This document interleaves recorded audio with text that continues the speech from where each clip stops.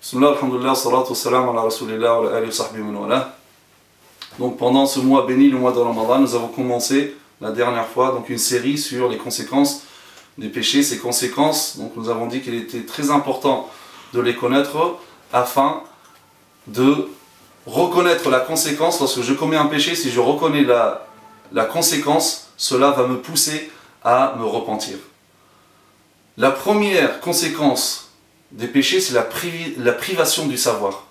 Lorsque tu commets un péché, par audace, tu défies Allah Azza wa Jalla par ce péché sans te repentir, Allah Azza wa Jalla va te priver du savoir. Tout d'abord, le meilleur des savoirs, c'est le savoir religieux. Allah Azza wa Jalla ne donne pas ce savoir, cette lumière, à un pécheur. L'imam Malik, lorsqu'il a reçu pour la première fois, l'imam Shafi'i, il était tout jeune. L'imam Malik est émerveillé par les compétences de ce jeune imam Shafi'i. Et là, il lui dit, Ya Ghulam, inni ara anna Allah qad alqa fi qalbika nuran fala tutfi'hu bi dhulmati al-ma'siyah. Il dit, oh mon enfant, je vois qu'Allah Azza wa Jalla a projeté une lumière dans ton cœur. Ne l'éteins pas par l'obscurité du péché.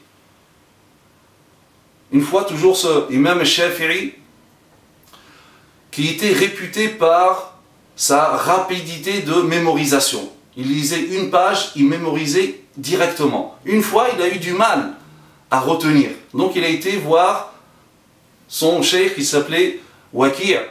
Et là, Waki' lui dit, ou bien c'est l'imam Shafi'i qui raconte ceci, il dit Shakawtu ila Waki'in su'a hifzi fa arshadani ila tark al-ma'asi wa arshadani bi anna al-ilma nurun wa nurullahi la yuhda li'asi. Donc l'imam Shafi'i dit, je me suis plaint à Waki' parce que j'avais du mal à retenir. Fa arshadani ila tark al-ma'asi, il m'a orienté vers le fait de délaisser les péchés, car la science de Dieu est une lumière. Et Allah Azza wa Jalla ne donne pas sa lumière à un pécheur.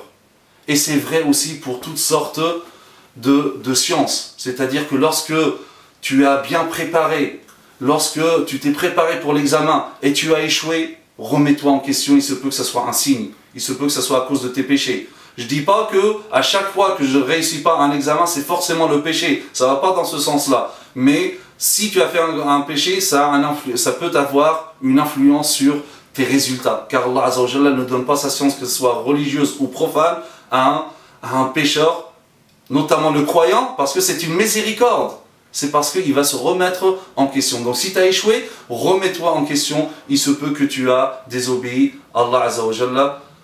Wa subhanaka Allahumma bihamdik nashhadu an la ilaha illa anta nastaghfiruka wa natubu ilayk wa sallallahu ala sayyidina Muhammad wa ala alihi wa sahbihi sallam tasliman kathira.